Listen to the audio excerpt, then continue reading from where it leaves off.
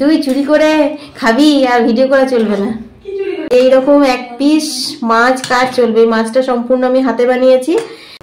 Cheers. Good morning বন্ধুরা, welcome to our YouTube channel Arpita daily blog. আমি অর্পিতা, তোমাদের অর্পিতা, আবার একটা নতুন ভিডিও নিয়ে হাজির হয়ে গেছি।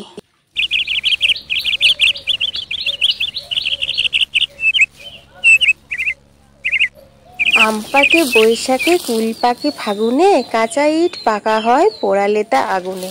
সেই ছোটবেলার কবিতাটা খুব মনে পড়ছে। কেন বলো তো? কারণ এখন আমি আম পাড়তে এসেছি। তোমাদের সাথে তো লাইভ ভিডিওতে আমি শেয়ার করেছি যে আমাদের গাছে আম ধরেনি, তো এই একটা ডালে না কয়েকটা আম ধরেছিল। বেশ কিছুদিন ধরে ভাবছিলাম আমগুলো পারবো, কিছু একটা বানাবো, তো আমার আর সময় হয়েই উঠছিল না। আর খুব অল্প পরিমাণে আম ধরেছে, তো সেই জন্য ইচ্ছেও করছিল না। যাই হোক, এখন আমি কয়েকটা আম পেড়ে নিচ্ছি। আর আজকে কাঁচা আম দিয়ে আমি কি বানাবো তোমরা সম্পূর্ণ ভিডিওটা দেখলেই জানতে পারবে। তো আমার মিষ্টি মিষ্টি বন্ধুরা, তোমাদেরকে আমার সম্পূর্ণ ব্লগটা দেখার জন্য অনুরোধ রইল। আর এতক্ষণ ধরে তোমরা যারা আমার ভিডিওটা দেখছো তাদেরকে একটাই রিকোয়েস্ট করব, চটপট আমার ভিডিওতে একটা লাইক দিয়ে দাও। আর হ্যাঁ, আজকে যদি ফার্স্ট টাইম ভিডিওটা দেখছো তাহলে চ্যানেলটা সাবস্ক্রাইব করে বন্ধু হয়ে আমার পাশে থেকো আবার নতুন নতুন ভিডিও দেখার জন্য।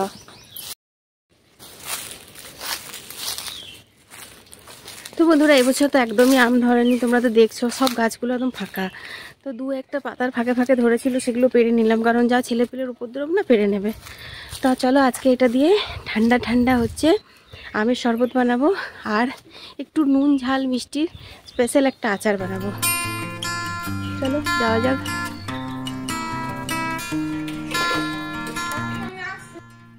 আমগুলো পেড়ে তারপর আমি এখন বসে গেছি তরকারি কাটতে। আজকে একদম একটা ফ্রেশ টাটকা কাঁঠাল ছিল, তো সেই কাঁঠালটার আজকে রান্না করব একদম অন্যরকম ভাবে, নতুন স্টাইলে। আজকে কাঁঠাল দিয়ে মাছ বানাবো। তোমরা হয়তো ভাবছো কাঁঠাল দিয়ে মাছ বানাবো মানে মাছে কাঁঠালে একসাথে রান্না করব। একদমই না, মাছের এখানে কোনো রকম থাকবে না, মাছের কিছুই থাকবে না। আমি কাঁঠালটা দিয়েই মাছ তৈরি করে নেব। তো এই রেসিপিটা কিন্তু খেতে খুব ভালো লাগে, আর খুব খুব খুব ভালো হয়েও ছিল, কারণ আমার তো দুপুরে খাওয়া হয়ে গেছে। আমি এখন রাত্রেবেলায় তোমাদের সাথে শেয়ার করছি, এডিট করছি আর কি। তো কাঁঠালটা এখন আমি কেটে নিচ্ছি, হাতে তেল বুলিয়ে নিলাম। আর জানো তো যে কাঁঠাল কেটে হলুদ জলে রাখতে হয়, তাহলে কালো হয় না। তাছাড়া যে পাত্রটাতে রাখছি ধরো জায়গাটাতে, সেটাও না আঠা লাগবে না, এই আর কি।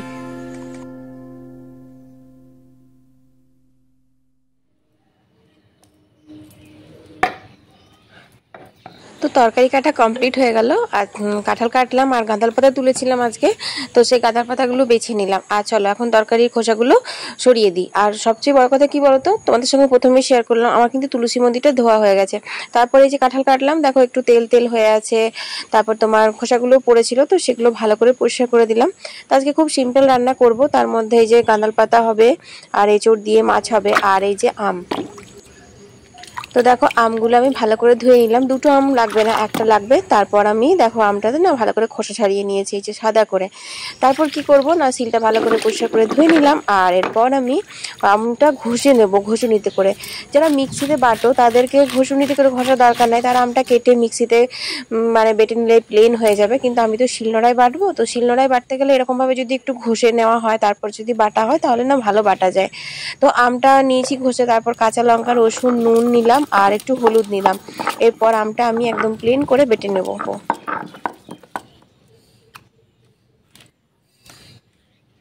আর তোমাদেরকে তো প্রথমেই বললাম যে আজকে টাটকা আম যখন পেড়েছি গাছ থেকে, তখন আম দিয়ে অনেকগুলো রেসিপি বানাবো। তার মধ্যে হচ্ছে সর্ষে রুই। তো সর্ষে রুইটার জন্যই আমি কিন্তু আমটা বাটলাম এরকম ভাবে। আর এখন দেখো এই যে তোমার সর্ষেটা বেটে নিলাম, টুকুয়া রসুন, কাঁচা লঙ্কা দিয়ে আমি কালো সর্ষেটা বেটে নিলাম। তো আম দিয়ে সর্ষে রুইটা না খেতে খুব ভালো লাগে। আর আজকে মাছটাও দেখলাম একদম টাটকা মাছ ছিল, তো সেই জন্য ভাবলাম যে কাঁচা আম দিয়েই করি।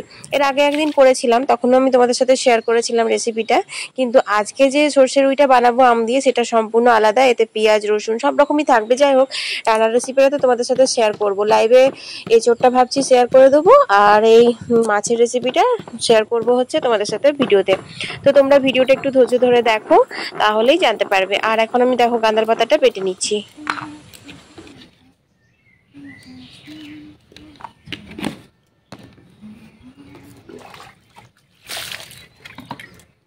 আর এখন আমি বসে গেছি হচ্ছে ঠাকুরের বাসনগুলো মাজতে।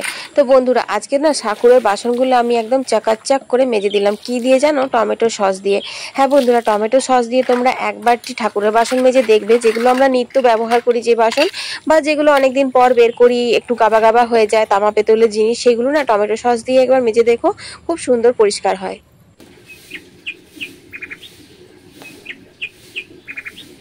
তো বন্ধুরা এখন আমি স্নান করে চলে এসেছি আর কলের জল চলে এসেছে, পুজো করাও আমার হয়ে গেছে। তো স্নান করার আগেই আজকে আমি অনেকগুলো রান্নার কাজ এগিয়ে রাখলাম, যেমন তোমরা দেখলেই আম, তারপর সর্ষে, গাঁদাল পাতা, এগুলো সব বেটে রাখলাম, তরকারি কেটে রাখলাম। তার কারণটা হচ্ছে কি বলতো, আমি যখনই স্নান করে পুজো করে উঠি না তখনই কলের জলটা চলে আসে, তখন না রান্না হতে আমার দেরি হয়ে যায়। আর তোমরা তো জানো যে একটার মধ্যেই আমাদের রান্নাটাও কমপ্লিট করতে হয়। সেই জন্য আজ ঠিক করেছিলাম যে সকাল সকাল রান্নার জোগাড়টাকে করিয়ে দেবো। এতে করে কি হবে না, আমি একদিকে রান্না, একদিকে কলের জল, একদিকে অন্যান্য কাজগুলো সারতে পারবো। কারণ রান্না করতে করতে আমার সব কাজ করে নিতে পারি আমি হাতে হাতে, সেগুলো আমার অভ্যেস হয়ে গেছে। আর মা থাকলে কি হয়, মা তো তরকারিটা কেটে দেয়, তার জন্য আমার তরকারিটা চাপাতে অসুবিধা হয় না। আর স্নান করে পুজো করে তারপর কলের জল নিয়ে সবজি কেটে রান্না বসাচ্ছি, তখন না অনেক দেরি হয়ে যাচ্ছে। তো চলো চটপট করে এখন জলটা নিয়ে নিই।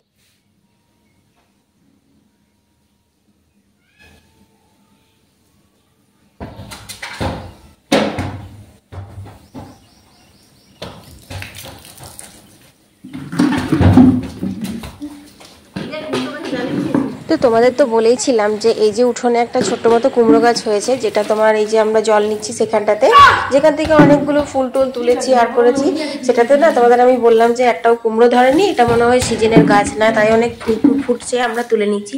তো দেখছি এটাতে না 2-3টে কুমড়ো ছোট ছোট জালি এসেছে। তো বুগলার তো জানোই, বুগলার এখন সামার ভ্যাকেশন চলছে, ওর তো এখন থাকবে 1-1.5 মাস ঘরেই, মানে আহারে বাচ্চা আমার থাকবে না তো কোথায় বা যাবে, কিন্তু এত বেশি বদমাশি করে ঘরে থাকলে, সেই জন্য আমি এরকম ভাবে বলি আর কি। তো উঠোনে ফুটবল খেলছে, চিন্তা করতে পারছো, এখন চমচমানি রোদ দিচ্ছে, এখন বাজে হচ্ছে তোমার 11:30, আর এখনো উঠোনের মধ্যে ফুটবল খেলছে। তো এখন যেহেতু একটু বড় হচ্ছে, খালি গায়ে আছে, তো সেই জন্য না ও আসতে চাইছে না। ওর স্কুলের বন্ধুরা নাকি বলে যে তুই কি জামা পরিস না, তুই কি সবসময় খালি গায়ে থাকিস? তো সত্যি কথা বলতে সত্যি বুবলা সবসময় খালি গায়ে থাকে, মানে গরমকালে ওর খুব গরম লাগে, আর ও একটু পিটপিটে টাইপের, ও কোনো জামা গেঞ্জি এগুলো পরতেই চায় না। তো সেই জন্য ক্যামেরার সামনে আসছে না। ওকে বললাম দে 2-একটা শর্ট ভিডিও বানাই, তুই যে রোদের মধ্যে খেলছিস। তো ও বলছে না আমি আসবো না, তুমি একদম এদিকে করবে না। তো এইসব তর্কাতর্কি করছিলাম। যাই হোক, ছেলেটা আছে তো একটু দুটো কথা বলছি, একটু মনটা হালকা হচ্ছে, তার সাথে আমার কাজগুলো হচ্ছে আর কি। তো এখানে 2টো আম দেখো পুড়তে দিয়ে দিয়েছি। তো এরকম লোহার একটা জলি এরকম জাল জাল থাকে, তার সাথে না গ্যাসে আমগুলো ভালোই পোড়ানো যায়, খারাপ যায় না। আর দেখো তারপরে না এরকম ভাবে ঠান্ডা জলের মধ্যে দিয়ে দিতে হয়, এতে করে কি হয় জানো, আম পোড়ানোর সময় যে আমের একটা আঠা বেরোয় সেটা না জলের মধ্যে চলে আসে। আর এগুলো এখন ভিজানো থাকুক, আর বিকেলবেলায় আমি ঠান্ডা ঠান্ডা শরবতটা বানাবো, তোমাদের সাথে শেয়ার করবো আমি কিভাবে আমের শরবতটা বানাবো। তো কলের জল টল নেওয়া হয়ে গেল, আর ভাতটাও নামিয়ে নিয়েছি, অনেকগুলো রান্না হয়ে গেছে। তা আর তোমার ওই যে মানে কাঁঠাল দিয়ে, গাছ পাঠা দিয়ে যে মাছ রান্না করলাম, সেটা তো তোমাদের সাথে লাইভে শেয়ার করে দিয়েছি, তোমরা দেখে নিয়েছো। তো যা লুকটা হয়েছে না, চলো তোমাদেরকে দেখিয়ে দিগা। আর তারপর মাছটা করে নেবো। তো আম দিয়ে আজকে মাছটা দারুণভাবে বানাবো, তো ভাবলাম তোমাদের সাথে রেসিপিটা শেয়ার করি। চলো রান্নাঘরে যাওয়া যাক।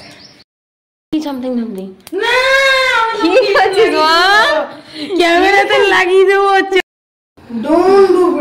তুই চুরি করে খাবি আর ভিডিও করা চলবে না। তো বন্ধুরা এই হচ্ছে আমার মাছ, মানে হাতে তৈরি মাছ বলতে পারো। 1 পিস চলবে কি তোমাদের? কার কার চলবে বলো কমেন্টে তাড়াতাড়ি করে জানাও, যে এইরকম 1 পিস মাছ কার চলবে। মাছটা সম্পূর্ণ আমি হাতে বানিয়েছি। তো রেসিপিটা লাইভ ভিডিওতে চলে গেছে, তোমরা দেখে নিও। লাইভ ভিডিও মানে বুঝতেই পারছো, কোনো এডিটিং নেই, একদম পুরোপুরি অরিজিনাল দেখতে পাবে কিভাবে বানালাম মাছটা। আর 3 পিস এই যে ভাজা রেখে দিয়েছি। বুবলা তো অনেকগুলো ভাজা সব খেয়ে নিয়েছে আগেই। তো চলো বন্ধুরা এবার এটাকে নামিয়ে নিই, তারপর মাছটা করে নেবো। হেভি হয়েছে সত্যি, আর বুবলা যে কতবার খেলো তার কোনো ঠিক নেই। আম পোড়া রাখ রাখ রাখ রাখ, পরে মাখবো। তো বন্ধুরা এইরকম ভাবে পেঁয়াজ রসুন সমস্ত রকম মশলা দিয়ে এঁচড় দিয়ে মাছটা যা হয়েছে না কি বলবো। তো আমি এখন নামিয়ে নিলাম, আর এরপর আমি রুই সর্ষেটা করে নেবো। চলো 1 2 গাছ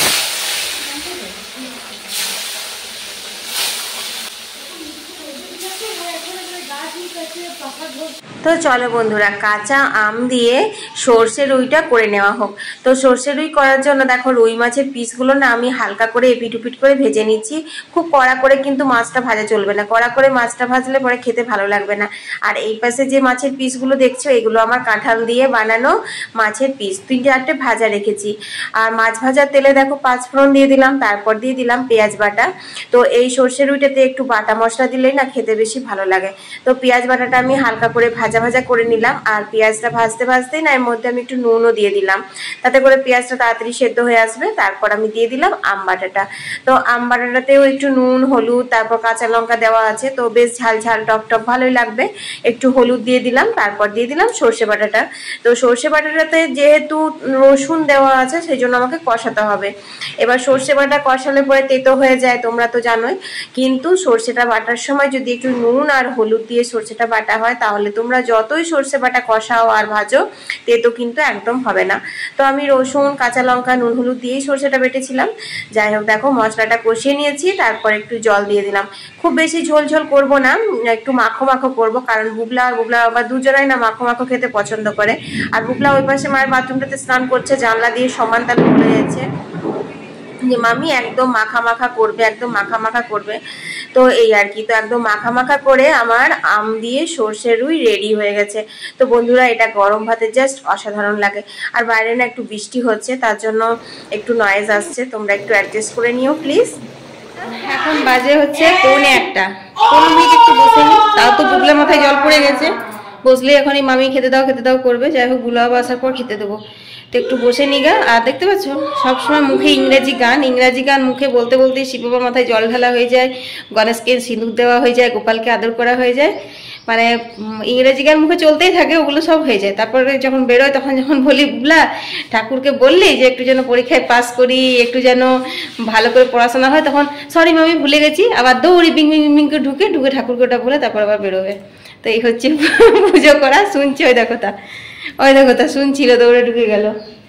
আর আজকে খুব ভালো ভালো রান্না হয়েছে, মানে আজকে মাখা মাখা ডে, বলছে সব কিছুই মাখা মাখা করতে। আমটা করলাম মানে আর রুই দিয়ে, সেটাও বলছে মানে পুরো মাখা মাখো করবে। তারপর এঁচড় দিয়ে যেটা হলো সেটা তো পুরো মাখো মাখোই হয়েই আছে, সেটা একদম মাখো মাখো ব্যাপারই আর আলাদা আর কি। তো যাই হোক সেই মাখো মাখো দিয়ে এখন ভাত খেয়ে কেমন লাগে সেটাই হচ্ছে কথা। রান্নাগুলো কিন্তু একটু টেস্ট করা হয়ে গেছে, দারুণ হয়েছে। চলো একটু বসে নিগা, খুব গরম লাগছে গো। তো খাওয়া দাওয়া হতে এখন দেরি আছে, তাই ভাবলাম চুলটা খুলি। চুলটা না স্নান করা থেকে আর খোলার সময়ই হয় না, আর এত গরম চুল খুলে রান্না করাও যায় না। তো এখানে ফ্যানটা চালিয়ে দিয়েছি, আর একটুখানি চুলটা খুলে বসে নিই, তারপর খাওয়া দাওয়া করে নেবো। এগুলো কেন যে কেনা? মাছ ওই ডিপ ফ্রিজে রাখা ছিল বলে।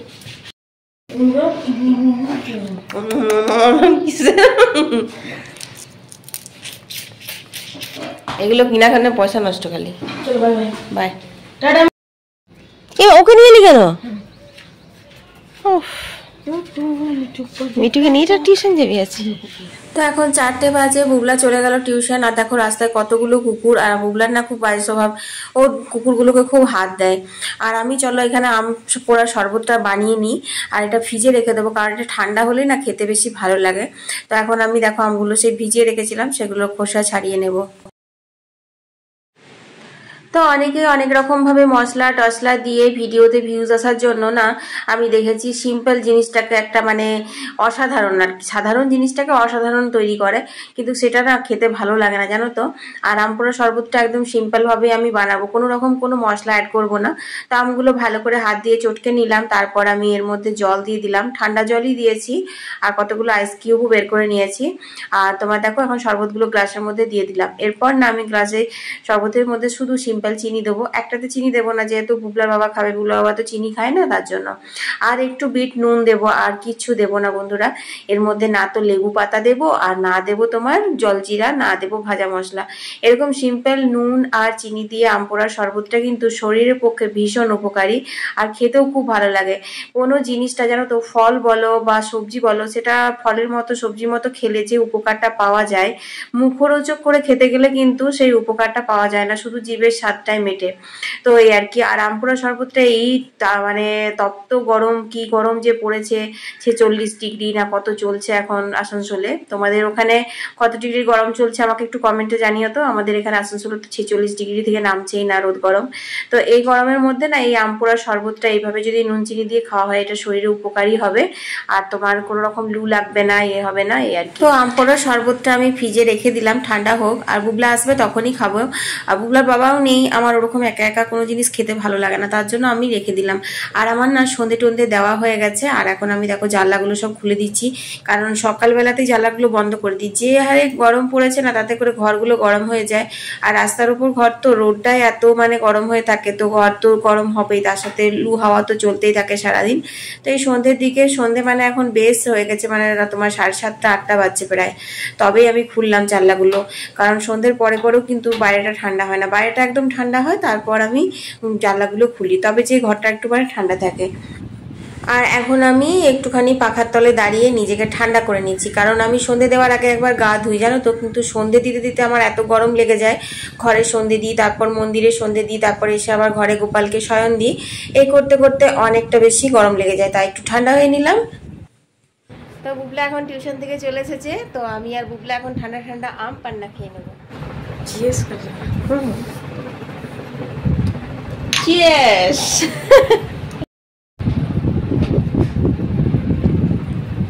অতিরিক্ত গরম বন্ধুরা, তো আজকে এই ঠান্ডা ঠান্ডা শরবত দিয়ে ভিডিওটা শেষ করছি। যদি ভালো লাগে অবশ্যই লাইক দিয়ে দিও। সবাই ভালো থেকো, সুস্থ থেকো, টাটা।